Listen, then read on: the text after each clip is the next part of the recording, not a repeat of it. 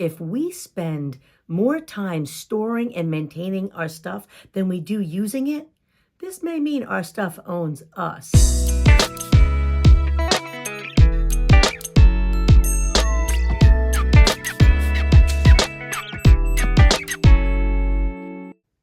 Hi, I'm Serene, sharing my journey until now.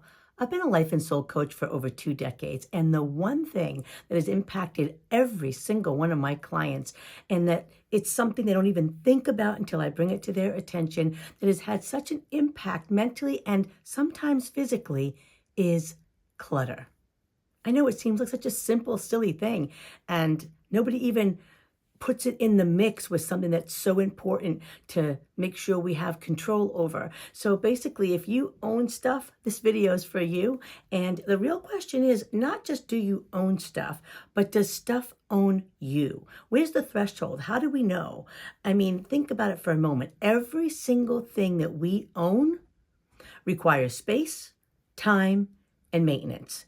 What do I mean by that? Even a little tchotchke sitting on the coffee table literally requires dusting regularly.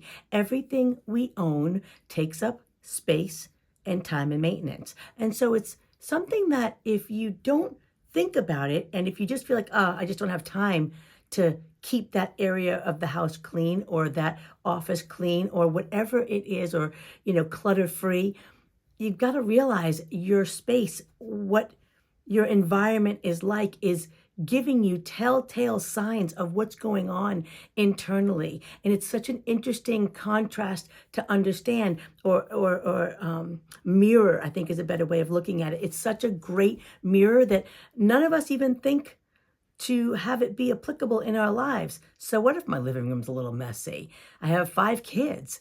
I get it. And it's amazing what an impact it actually has on kids. You know what? Let me read this to you.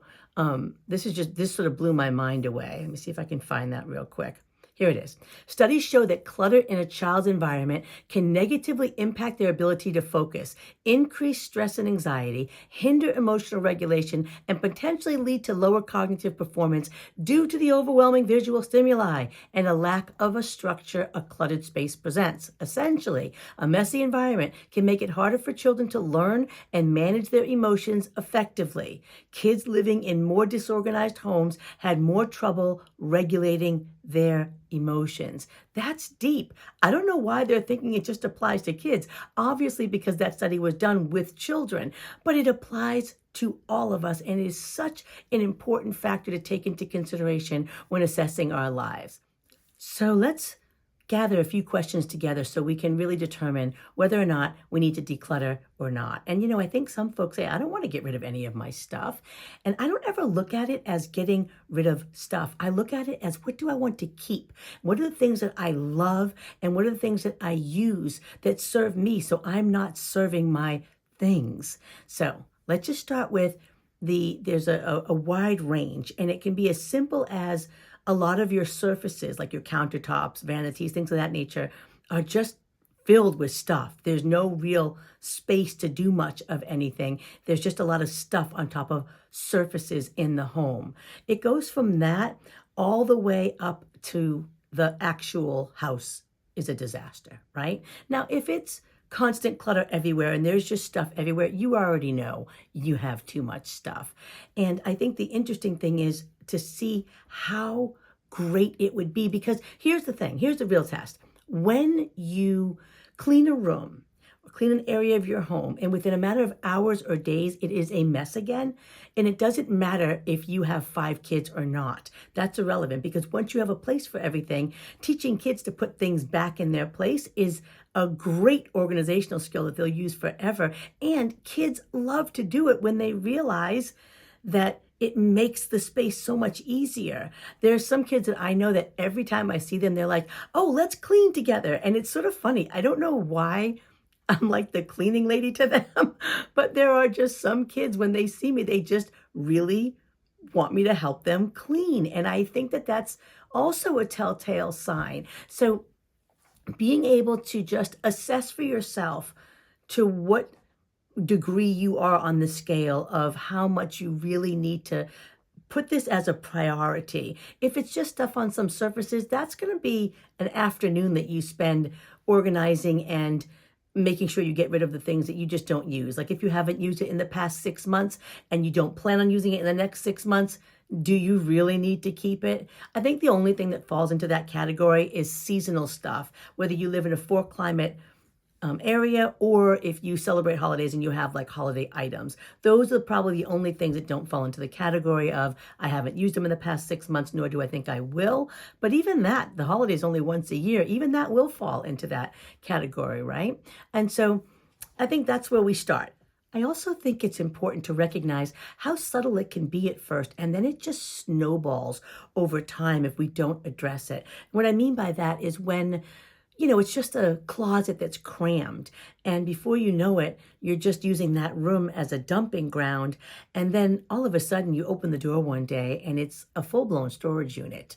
And so I think, and it stresses you out, right? Like it's too overwhelming. You don't want to deal with it. But what's so beautiful is that yes, that is a reflection of what's going on internally. But at the same time, when we address the clutter and when we choose to do something about it, it has this wonderful impact, this wonderful reflection back on us, this calming, this ability to be able to be clear and not have this undue stress that you didn't even realize you have until all of a sudden you have decluttered and you just have a, ooh.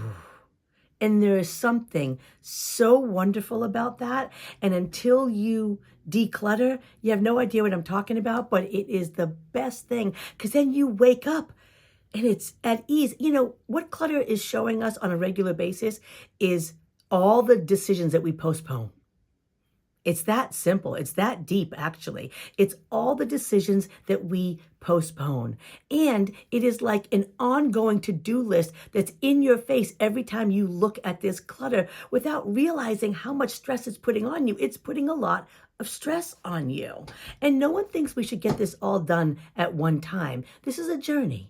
And it's not even about guilt or I can't believe I let it get to this point. Or maybe you didn't. Maybe it's just something simple where you just need to clear your countertops, whatever it might be. There's no guilt involved with this. This is the journey of life that makes it wonderful to say, I'm going to make that change. And that change is going to have such a wonderful impact on everyone in the household, whether it's just you or a whole family.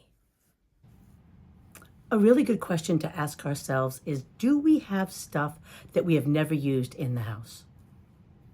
Do we have stuff, and I know I said it earlier, but that you haven't used in the past 6 months or in the past year, or the past 2 or 3 years? Think about it. These are the things that we want to start addressing.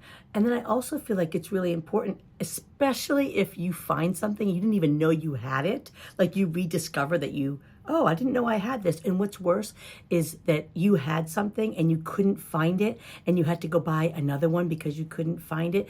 These are telltale signs for sure. And I think also when people have a tough time because they're always taking stuff in.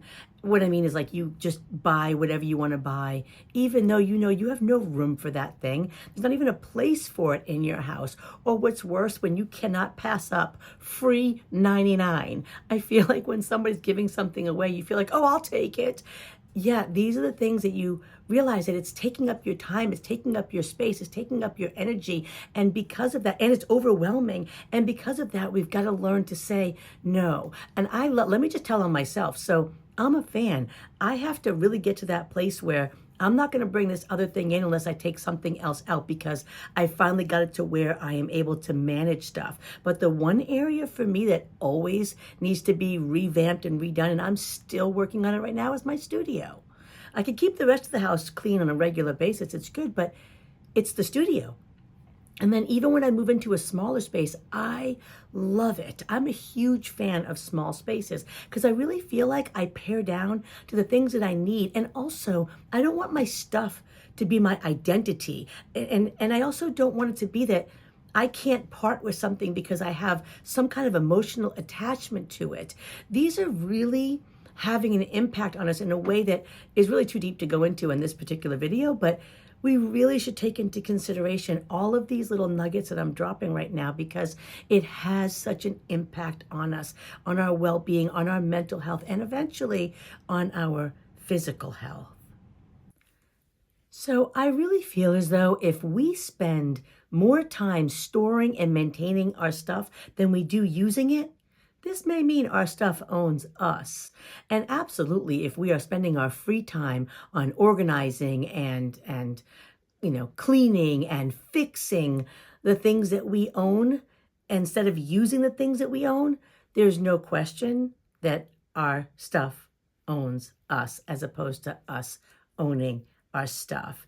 And I think what I'm going to do is I'm going to spend this week doing a few shorts and maybe even a long form video on giving tips to be able to apply to your daily life so that you can get to the place that you want to be, that you feel comfortable with. And I think that realistically speaking, because some people need to take a whole week to do what they have to do or a whole month, but that's just so overwhelming and just too much at once. I think it's ideal if you're spending 15 minutes a day towards that goal, towards your home, towards the bedroom, towards the kitchen, towards whatever room needs to be done, towards your workspace, towards your studio, towards your office, whatever it might be, then it's wonderful. Who cares how long it takes? Because every day it's getting better and better. And eventually there'll be such a calm, such a peace. Or if you walk into your workspace, it'll be wonderful because there's such a clarity and you're not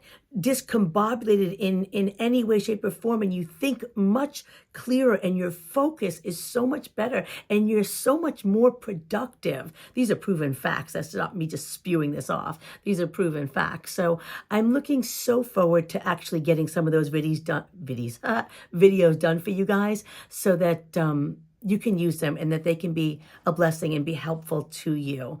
I got to tell you, I take my same advice here, by the way. And so everything I always talk about, I'm always talking to myself as well. And the one area for me that I have to really address is my studio, because sometimes there's just things that I absolutely need for work. And I think this really applies to anyone's workspace. You're like, but I need that, but I use that, but I need that. I don't use it all the time, but when I need it, I need it. I can't get rid of it. So then maybe in that instance, you really do either one need a bigger workspace or you really do just need better organizational skills. And that too is a learned behavior. And sometimes it's worth bringing an organizer in for sure once you have gotten rid of the things. And let me not put it that way. I don't really look at it as getting rid of, as I said earlier. I really look at it as keeping the things that I love and that I use and that I enjoy. And what is that woman, Marie Kondo, I think is her name.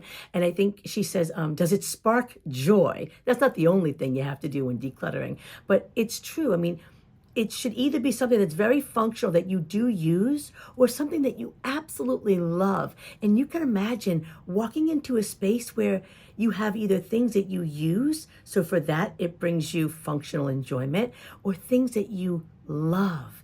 And that in and of itself creates such a beautiful impact on us as people.